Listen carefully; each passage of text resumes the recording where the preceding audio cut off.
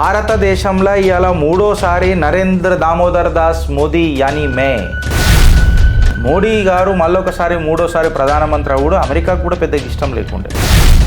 కొన్ని దేశాలు అయితే గిలగిల కొట్టుకొని వస్తున్నాయి. నేను మైనారిటీలను మాట్లాడా, ముస్లింలకు ఇల్లులు దొరికినాయంట. కళాఖండిగా చెప్తాను. రాజ్యాంగబద్ధంగా ఉన్న బిడ్డ పొలిటికల్గా కరెక్ట్ ఉండాల్సిన అవసరం చిత్రగుప్తుకు అసలే లేదు. ఆత్మనిర్భర్ భారత్ కింద భారత్ని ప్రపంచ పటంలో నిలబెట్టి భారతదేశ ప్రజలకే చెప్పనీకే ఫెయిల్ అయిండు ప్రధానమంత్రి మోదీ. మహిళలకు చక్కగా టాయిలెట్లు లేకుండే ఓపెన్ డిఫెక్షన్ ఉండే, ఇది చెప్పుకోనికి ఫెయిల్ అయిండు నరేంద్ర దామోదర్ దాస్ మోదీ. వీళ్ళందరికీ నేను ఒక ప్రశ్న ఇస్తా, వై కాంగ్రెస్ ఫెయిల్స్? అరే నీ అయ్యా జాగిరి కాదురా భారతదేశంలో మూతబరి చలాంచాలనంటే నువ్వు ఇది యాద పెట్టుకో. దేశ ప్రధాని నరేంద్ర దామోదర్ దాస్ మోదీ ఈయన ఫెయిల్ అయిందట. నరేంద్ర మోడీ గారు ఎక్కడ ఫెయిల్ అయినరు అంటే,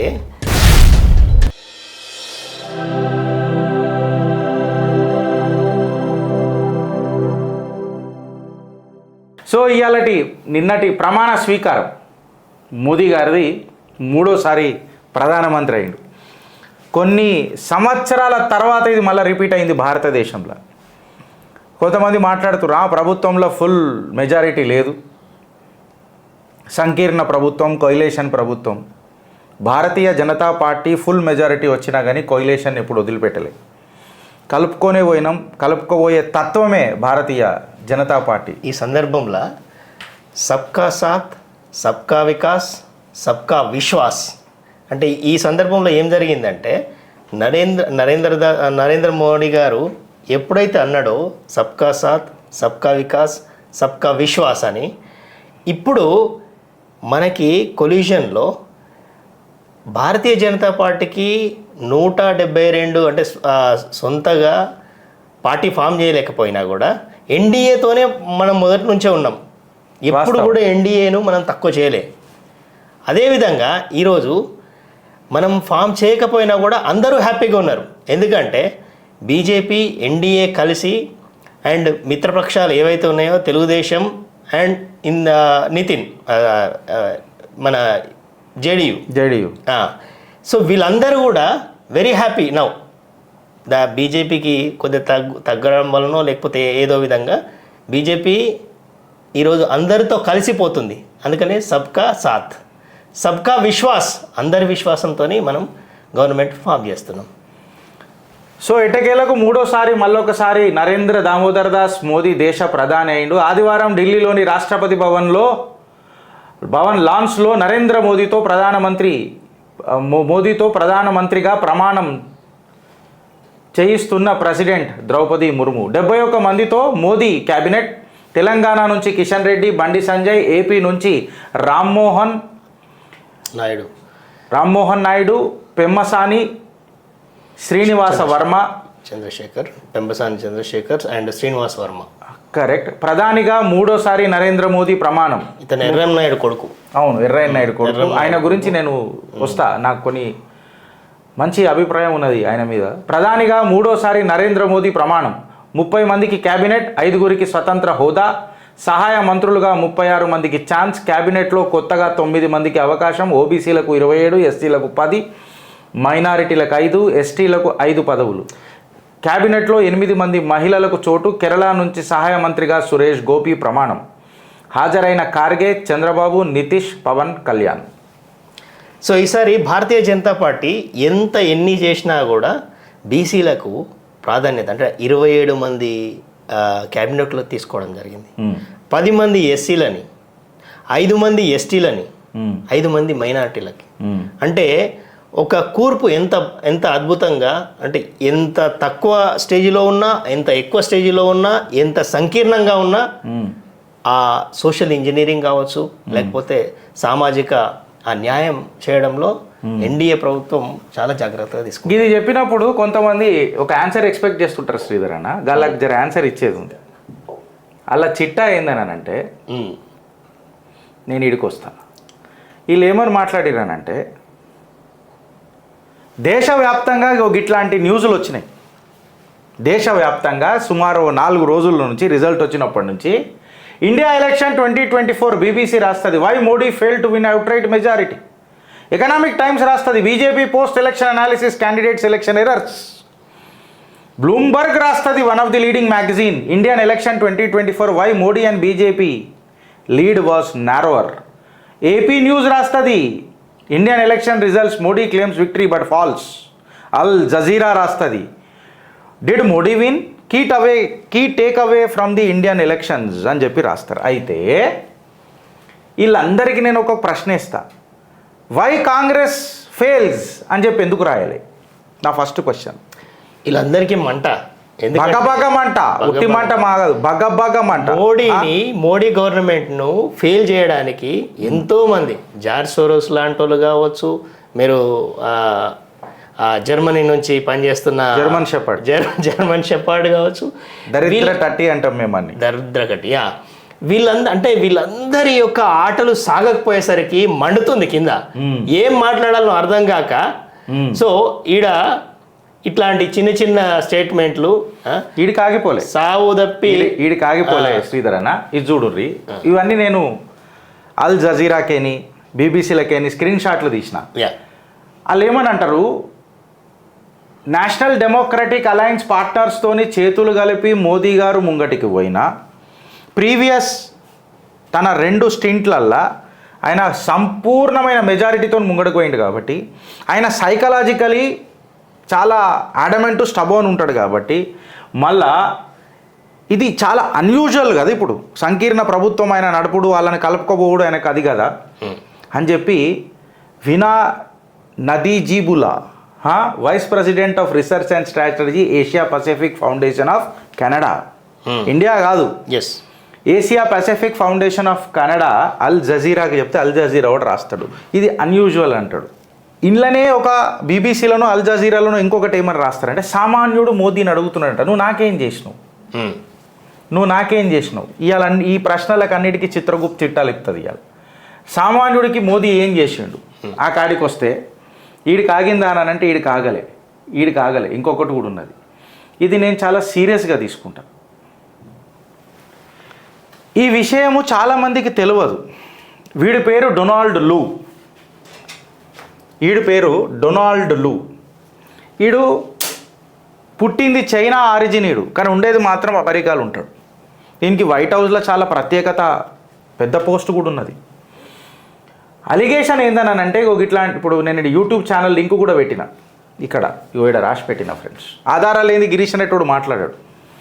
ఈ యూట్యూబ్ ఛానల్ ఏం చెప్తుంది అని అంటే ఈ డొనాల్డ్ లూని మన జోడో న్యాయయాత్ర అధినేత పూల్వాలా చాచా మునిమనమడు కలిసిండంట అని చెప్పి ఒక న్యూస్.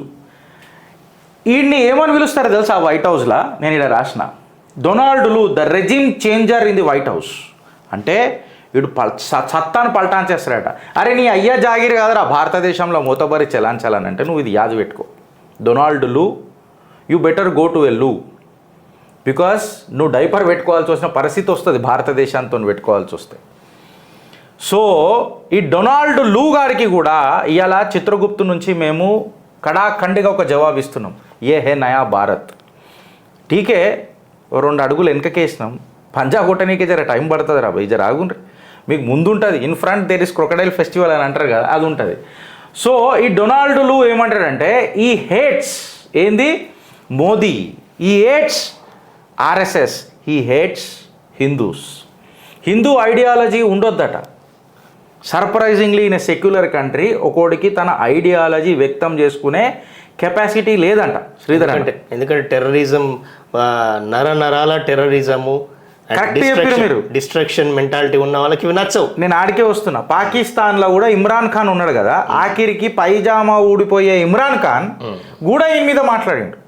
ఇగో ఈడు నా ప్రభుత్వాల లేళ్ళు పెడుతున్నాడు, పాకిస్తాన్లో అల్లకల్లోలం సృష్టిస్తున్నాడు అని ఆఖరికి పాకిస్తాన్ వాడు కూడా మాట్లాడి.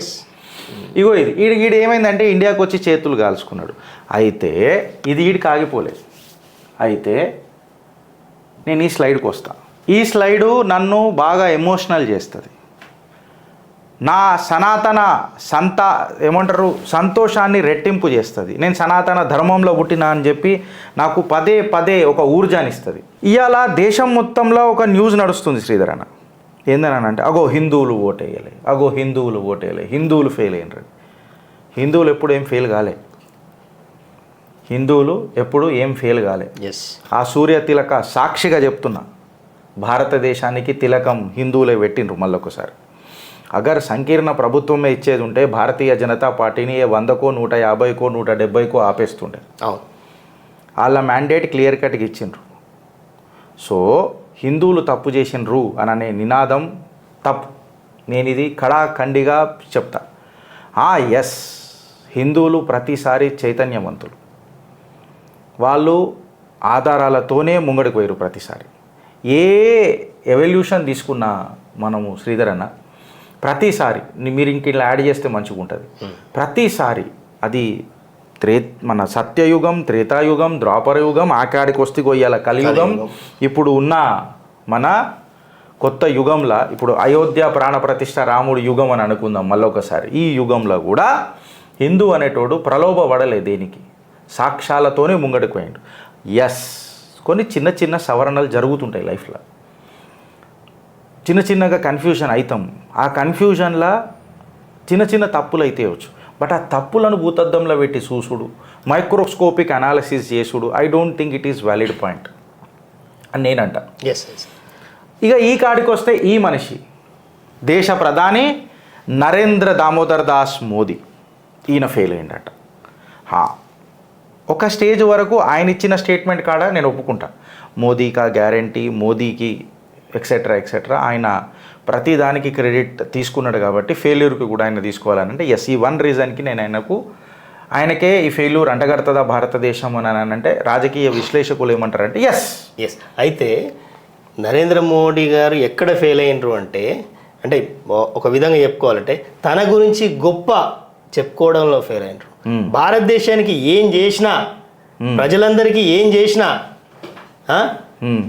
ఈరోజు ఒక చంద్రయాన్ ఆయన వల్ల సక్సెస్ అయింది. శివశక్తి మేక్ ఇన్ ఇండియా ద్వారా మనము భారతదేశానికి ఇతర దేశాల నుంచి ఏవైతే అంటే రక్షణకు సంబంధించిన విషయాలు కావచ్చు, 88,000 crores ఎక్స్పోర్ట్స్. సో ఇంపోర్ట్ నుంచి ఎక్స్పోర్ట్స్ పెరిగినాయి. దానికి ఫెయిల్ అయ్యిండు. అది చెప్పుకోలే, నేను చేసినా అని గర్వంగా చెప్పుకోలేదు. భారతదేశాన్ని ప్రపంచవ్యాప్తంగా భారతదేశం యొక్క గౌరవాన్ని పెద్ద చెప్తురే శ్రీధర్ అన్న. నేను ఇంకా చిన్న విషయం చెప్తా. టాయిలెట్లు కట్టి 52,000 రూపాయల ఒక్కొక్క కుటుంబానికి 52,000 రూపాయలు సేవ్ చేసి, అదొక్కటే కదా ఆరోగ్యం విషయంలో కొన్ని వేల కోట్లు భారతదేశానికి లక్షల కోట్లు సేవ్ చేసిండు. స్వచ్ఛ భారత్ ప్రపంచంలో అంటే ఒకే ఒక అంటే గాంధీజీ కాన్సెప్ట్, అది బేసిక్ కాన్సెప్ట్. ఇది లేక మన భారతదేశాన్ని చీప్గా చూసేటోళ్ళు ఒకప్పుడు భారతదేశాన్ని అంటైడి అని. సో కానీ పాశ్చాత్య దేశాలు కావు, మళ్ళా మన భారతీయ అమెరికాకేని 2 రోజులు అమెరికా పోయి 3వ రోజు ఇండియాకి వచ్చి అబ్బాయి ఇది అంటైడి అని అన్న రోజులు కూడా ఉన్నాయి. ఎస్, కానీ భారతదేశం 2 కళ్ళద్దాలే.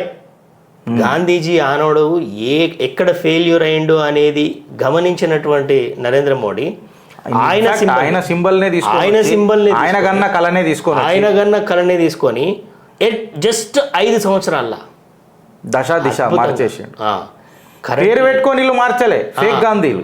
70 సంవత్సరాలు పరిపాలన చేసినటువంటి కాంగ్రెస్ కరెంట్ ఇయ్యలే, ఇంటింటికి నీళ్ళు ఇయ్యలే. 18,000 ఊర్లకు ఈయన వచ్చిన దాకా కరెంట్ వచ్చి. ఎస్, రోడ్లు 70 సంవత్సరాల చరిత్రలో దాదాపు 90,000 కిలోమీటర్ల హైవేలు మాత్రమే నిర్మాణం జరిగింది. ఎలక్ట్రిఫికేషన్ ఆఫ్ రైల్వేస్ చైనాలో కూడా లేదు. మనం 98% దాటిపోయినాం. 2014 నుంచి 2024 వరకు 1,40,145 కిలోమీటర్ల రోడ్లు వేయడం జరిగింది. అందుకే నితిన్ గడ్కరీ గారిని ఈయన మనిషి కాదు, ఈ రోబో అంటే ఏలియన్ అంటారు తెలుసా. ఒక మనిషికి సాధ్యం కానటువంటి పని నితిన్ గడ్కరీ అండ్ మన నరేంద్ర మోడీ నాయకత్వంలో చేశారు. అంటే అమేజింగ్ థింగ్. ఇది ఒకటే కాదు, ఆయుష్ భారత్ తీసుకున్నా కూడా, లేకపోతే ఇంటింటికి గ్యాస్ కనెక్షన్స్ కావచ్చు. కరోనా విషయంలో మనకు ప్రపంచము ఒక్కొక్కసారి ఇక ఇక ఇక భారతదేశం బతకదిగా. వేరే దేశాలు అయితే సావుండ్రని, అమెరికా కూడా అంతే కదా, అది అమెరికాలో కూడా సావుండ్రని ఇడిచిపెట్టి. ఎంత విచిత్రం అంటే భారతదేశం గురించి ప్రపంచ దేశాలు ఇట్లా కళ్ళు తెరుచుకొని చూసినాయి. వీళ్ళేమో అయిపోతారు, ఎందుకంటే అత్యధిక జనాభా అండ్ సిస్టమేటిక్ ఉండదు, ఓకేనా. అండ్ ఎట్లయిపోతుందో అత్యధికంగా చచ్చిపోయేది భారతీయులే అని చెప్పేసి చాలామంది నమ్మారు. ఇంకొకటి మనదొకటి గుర్తుపెట్టుకోవాలి ఫ్రెండ్స్, ఏందనంటే వసుదేవ కుటుంబకం అనేది అయితే మనం మాట్లాడతామో కరోనా సమయంలో మనకే కాకుండా వేరే చిన్న చిన్న దేశాలకు కూడా మనం టీకాలు ఇచ్చినాం, సప్లై చేసినాం. మనం తయారు చేసిన వ్యాక్సిన్లు ప్రపంచ స్థాయిలో ఎంత డిమాండ్ ఉండే, చైనా సప్లై చేసిన వ్యాక్సిన్లకు ఎట్లా డిమాండ్ పడిపోయింది. ఇది అసలు ప్రపంచం యొక్క దృష్టే మారిపోయింది. ఇండియా అంటే అరే ఇంత మంచిదా, ఓకేనా. మనం అనుకుంటాం చాలామంది, మనం అతిథి దేవో భవ అంటే ఒకరు కష్టాల్లో ఉంటే మనం ఆదుకుంటాము అనేది ఈ కరోనా కాలంలో నిరూపించారు. దట్ ఈస్ ఇంకొకటి ఫ్రెండ్స్, భారతదేశంలో ఇవాళ 3వ నరేంద్ర దామోదర్ దాస్ మోదీ యాని మే అని చెప్పి ప్రమాణ స్వీకారం చేసిన తర్వాత కొన్ని దేశాలు అయితే గిలగిల కొట్టుకొని వస్తున్నాయి. అందులో ఖతార్ ప్రథమ స్థానంలో ఉంటుంది, చైనా ప్రథమ స్థానంలో ఉంటుంది, ఫ్రాన్స్ కూడా ఉంటుంది. మీరు నమ్ముతారా? ఎందుకంటే ఆఫ్రికా దేశాలలో కొలోనియల్ సిస్టమ్ నుంచి మళ్ళా విముక్తి కలిగించే ప్రయత్నం మొదలెట్టిందే దేశ ప్రధాని Narendra Damodar Das Modi. Okay, Raphael economy గురించి, రాఫేలిజం గురించి ఎక్సెట్రా పేకాడనే తమ్ముడే అని మాట్లాడతాం కదా మనం ఒక సామెతల. సో అందులో క్లియర్ కట్గా దందనే నీతియే అని విదేశాంగ నీతిని ఎంత విద్యావంతంగా ముంగడకి తీసుకుపోయిన ఘన చరిత్ర భారతీయ జనతా పార్టీది. ఎస్, అక్కడనే ఫెయిల్ అయ్యింది. ఇక్కడ ఒక విషయానికి వస్తే అంటే ఉక్రెయిన్ రష్యా ఆ విషయంలో కూడా అసలు ప్రపంచం అంతా నివ్వెరపోయింది. ఈ భారతదేశం ఏంది ఇట్లాంటి నిర్ణయం తీసుకుంటుంది, వద్దంటే రష్యా నుంచి ఆయిల్స్ అన్ని కొంటుంది, అందరూ పరేషాన్ అయిపోయారు. మన జయశంకర్ గారు ఇచ్చినటువంటి ఒకే ఒక స్టేట్మెంట్, తటస్థ వైఖరి. మీరు ఎందుకు కొంటారంటే కొంటారు, నువ్వు ఇక్కడ సంసారం ఇక్కడ మాకు వ్యభిచారం, ఇదే అన్నాడు, డైరెక్ట్ దించిండు. కానీ ఒక్క సంవత్సరం తర్వాత ప్రపంచం అంతా అదే ఫాలో అవుతుంది. తటస్థ వైఖరి ఇంత అద్భుతంగా ఉంటుందా? ఇంత ఈ భారతదేశానికి ఇలాంటి ఐడియా ఎట్లా వచ్చింది? ఎంత ధైర్యం ఇది అసలు! ఎలాంటి ఇంతకుముందు ఒక భారతదేశం అంటే ఎన్నో మూలకు కూర్చునేటోళ్ళం. పెద్దన్న పాత్రను దించింది అమెరికా, పెద్దన్న పాత్ర దించింది. ఏ దేశం ఏ చర్య తీసుకోవాలన్నా, ఏ దేశం ఏది మాట్లాడాలనుకున్నా భారతదేశం యొక్క సలహా తీసుకునేటువంటి రోజు వచ్చింది. ఇవాళ భారతదేశాన్ని ద్వేషించడం అని అనలే కానీ జర భయపడి ఇలా అట్లీస్ట్ ఇష్టం లేని తీరు జరిగింది అని అంటే అది అమెరికా ఖిలాఫ్కి కూడా జరిగింది. ఇవాళ అంటే మోడీ గారు మళ్ళొకసారి 3వసారి ప్రధానమంత్రి కూడా అమెరికాకు కూడా పెద్దగా ఇష్టం లేకుండే, అందరికీ పడ్డది. ఎస్, మిత్రపక్షం కాడికి వస్తే రష్యాకి చాలా ఆనందంగా ఉంటుంది, మన పక్కకున్న బంగ్లాదేశ్కి ఆనందంగా ఉంటుంది. అట్లా కొన్ని దేశాలు ఉన్నాయి. భారతదేశానికి కూడా ఇజ్రాయెల్కి చాలా ఆనందంగా ఉంటుంది, ఎందుకంటే ఇజ్రాయెల్ చెప్పింది అక్కడ ఆర్టిఫిషియల్ ఇంటెలిజెన్స్లో. అయితే ఇప్పటిదాకా మీరు ఒక స్టేట్మెంట్ అన్నారన్న, సబ్కా సాత్ సబ్కా వికాస్. నేను దీని మీద ఇవాళ కేంద్ర సర్కార్ని నిలదీద్దామని చెప్పి డిసైడ్ అయినా. నేనేమంటా, సబ్కా సాత్ సబ్కా వికాస్ सबका विश्वास, ठीक है, सबका विश्वास और ये प्रयास सबके साथ करना चाहिए, ठीक है, करेंगे, लेकिन किसका साथ, किसका विकास, किसका विश्वास और किसके साथ प्रयास करना चाहिए वो जरूरी है आज. Why? Because Delhi, the Aam Aadmi Party and the Congress alliance was defeated by the Saffron Party, which went on win on several national capital constituencies. The remarkable accomplishment, however, did not sit well with the members of the Muslim community, according to the report of Times of India. किसका साथ, किसका विकास और किसका विश्वास అని అడుగుతున్నా నేను ఇవాళ కేంద్ర సర్కార్ని. It seems that our votes did not count for much in the Lok Sabha election. The community has limited influence in direct contest against the BJP. We are disappointed with the false promises of the BJP spreading hate and community divide. However, we are hopeful in the upcoming assembly polls, commented 35-year-old Mahfouz Alam in Delhi after election outcome. కిస్కా సాత్ కిస్కా Vikas are కిస్కా Vishwas. ఇప్పుడు comment రూపంలో పెడతారు, అన్న కొంతమంది ఉంటారు అన్న, అట్లా అందరు కాదు, ఈ కొంతమంది గురించే నేను మాట్లాడుతున్నా, కిస్కా సాత్ కిస్కా వికాస్ అని చెప్పి మాట్లాడుతున్నా. We are not happy with the Delhi, we are not happy with the Delhi. Why social మీడియాలో కూడా ఒక న్యూస్ సర్క్యులేట్ అవుతున్నది. ఉత్తరప్రదేశ్లో కూడా ఏడనో ఒక దగ్గర 2552 ఓట్లు ఉన్నాయంట. సుమారు 300-400 ప్రధానమంత్రి ఆవాస్ యోజన కింద నేను మైనారిటీలను మాట్లాడా, ముస్లింలకు ఇల్లులు దొరికినాయంట. కళాఖండిగా చెప్తాను, ముస్లిం రాజ్యాంగబద్ధంగా ఉన్న బిడ్డ, పొలిటికల్గా కరెక్ట్ ఉండాల్సిన అవసరం చిత్రగుప్తుకు అసలే లేదు. కాన్స్టిట్యూషనల్ కరెక్ట్నెస్సే మా ఇంపార్టెన్స్.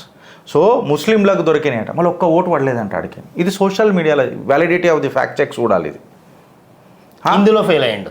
ఎక్కడ కిస్కా సాత్ ఎక్కడ కిస్కా విశ్వాస్ తెలుసుకోవాలనో ఫెయిల్ అయింది మోదీ. ఆత్మనిర్భర్ భారత్ కింద భారత్ని ప్రపంచ పటంలో నిలబెట్టి భారతదేశ ప్రజలకే చెప్పనీకే ఫెయిల్ అయిండు ప్రధానమంత్రి మోదీ. బేటీ బచావ్ బేటీ పడావ్ అని చెప్పి నారీ శక్తి అని మాట్లాడి ఆడపిల్లలను కేవలం పెళ్లికి పరిమితి చేసిన అపోజిషన్ పార్టీల పోకడకు, ఆ కాడికి వస్తే పెత్తనానికి ఎదురు తిప్పి కొట్టి బేటీ బచావ్ బేటీ పడావ్ కింద నారీ శక్తి డ్రోన్ దీది అని చెప్పి కరోడుపతి దీది అట్లాంటి మహిళలను తయారు చేసిన అని చెప్పుకోనికి ఫెయిల్ అయ్యిండు మన నరేంద్ర దామోదర్ దాస్ మోదీ. అరే మహిళలకు చక్కగా టాయిలెట్లు లేకుండే ఓపెన్ డిఫెక్షన్ ఉండే, గిది చెప్పుకోనికి ఫెయిల్ అయ్యిండు నరేంద్ర దామోదర్ దాస్ మోదీ.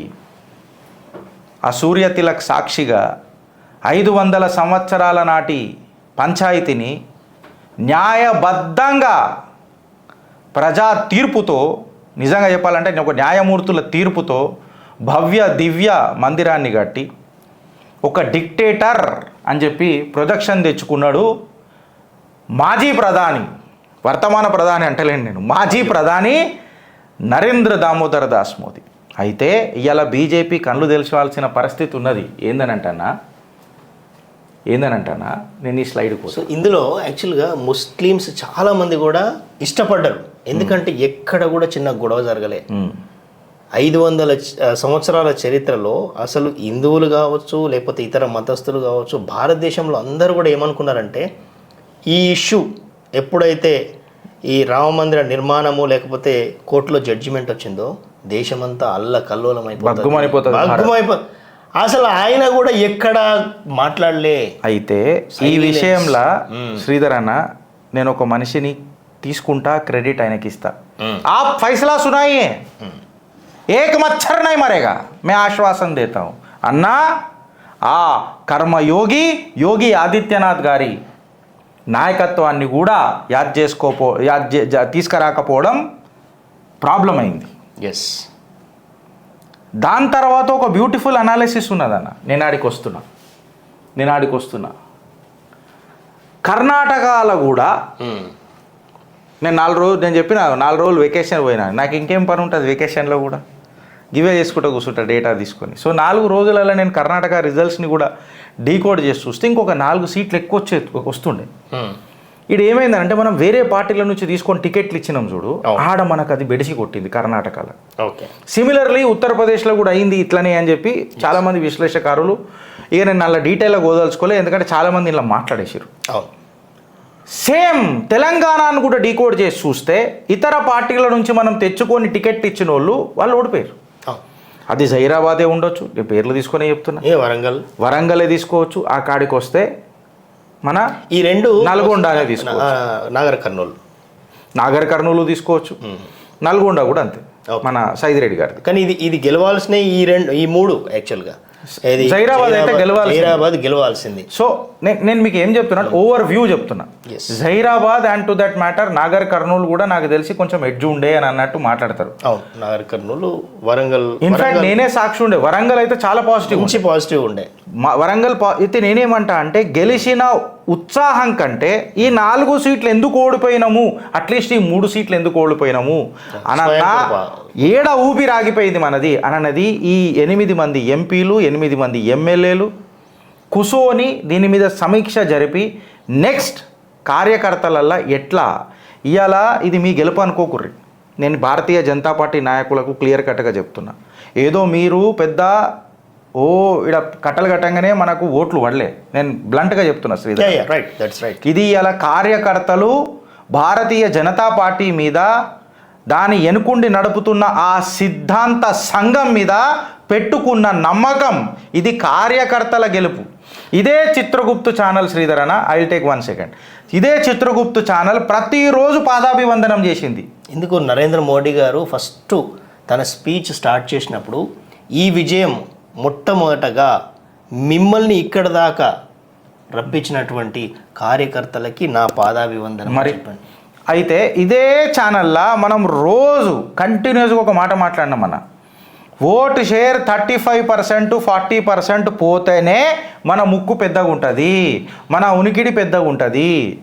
నేను మిమ్మల్ని కమెంట్ రూపంలో అడుగుతున్న ఫ్రెండ్స్, మేము 100% చేసినామా 200% చేసినామా అన్న పోకడ మాటలు మాట్లాడాం. 1% చిత్రగుప్తుది కాంట్రిబ్యూషన్ లేదా అని చెప్పి మేము ఒక క్వశ్చన్ ఇస్తున్నాం ఇవాళ. అది కూడా ప్రజలను అడుగుతున్నా.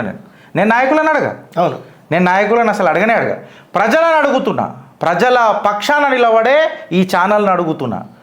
ఆధారాలతోని ముంగటకు పోయి ఆదరణ పొందుతున్న ఈ ఛానల్ మీ చేతిలో పెట్టి ప్రాధేయపడుతున్నా. ఏందని అంటే 1% క్రెడిట్ ఉంటే మీరు ఎస్ అని కొట్టుర్రి, లేకపోతే నో అని కొట్టుర్రి. నేను పోల్ కూడా రన్ చేయ దీనికి. నేను దీనికి పోల్ కూడా రన్ చేయ. మీరు వింటున్నారు అని ఒక నమ్మకం నాకు వస్తుంది ఈడ. అయితే ఈడ అసలైన సిసలైన ఆట మొదలెట్టింది. కర్ణాటకలో ఏదైతే 4 సీట్లు మనకు వస్తుండేనో శ్రీధర్ అన్న ఎక్స్ట్రా, అంటే కొంచెం కాన్సన్ట్రేట్ చేసి ఉంటే మనం ఏమనుకున్నామంటే ఇది ఆల్రెడీ సిట్టింగ్ ఎంపీలు, వీళ్ళు ఆల్రెడీ బీఆర్ఎస్ల తోపులు, అది ఇది ఎక్సెట్రా ఎక్సెట్రా, సో వీళ్ళు క్యారీడ్ అవే అయిపోతారు అని ఒక అది ఉన్నప్పుడు ప్రజలల్లో యాంటీ ఇన్కంబెన్సీ ఆల్రెడీ ఉన్నది వీళ్ళ పట్ల. ఈ యాంటీ ఇన్కంబెన్సీని మనము పోలరైజ్ చేయలేకపోయినాం ఓట్ల రూపంలో. That was a part of Karnataka which was similar to Telangana. నేను ఆధారాలతోనే మీ దగ్గర కూడా చెప్పిన, మిమ్మల్ని కూడా నేను అదే కన్విన్స్ చేసిన, ప్రేక్షకులకు కూడా అదే చెప్తున్నా. అయితే right side of the graph చూడంగానే ఇప్పుడు కొంతమందికి వస్తుంది, గిదేం పెట్టి నువ్వు గిరీష్ అని ఒకటి వస్తుంది. నేను వీడికి వస్తా. ఎందుకు వస్తానంటే 2004లో కాంగ్రెస్కి ఎన్ని సీట్లు వచ్చినాయన్న? 145. 2009లో ఎన్ని వచ్చినాయన్న? 206. ఇది యూపీఏ కూటమికి వచ్చినాయి, కాంగ్రెస్కి కాదు. కాంగ్రెస్కి ఇంకా తక్కువ వచ్చినాయి, 152. 2009లకు వచ్చినాయి 152, 151. 2004లో 145. జరగి ఫిగర్ నెత్తిలో పెట్టుకోర్రానా. ఇప్పుడు నెక్స్ట్ నేను స్లైడ్కి పోతున్నా. కాంగ్రెస్కి యూపీఎల్ ఎన్ని వచ్చినాయి? 2004లో 145, 2009లో 152 ఆర్ టు దట్ మ్యాటర్ యూపీఏకి 206. అదే ఎన్డీఏకి 282, 2009లో 303 బీజేపీకి. ఇది బీజేపీకి, ఓన్లీ బీజేపీకి. కానీ అయితే అది కూడా కాంగ్రెస్కే ఉంటుంది. 206 కాంగ్రెస్కి వచ్చినాయి, ఇది వచ్చినాయి. 2024లో 240 వచ్చినాయి. ఇది జర్ర ఎత్తిలో పెట్టుకోరన్న.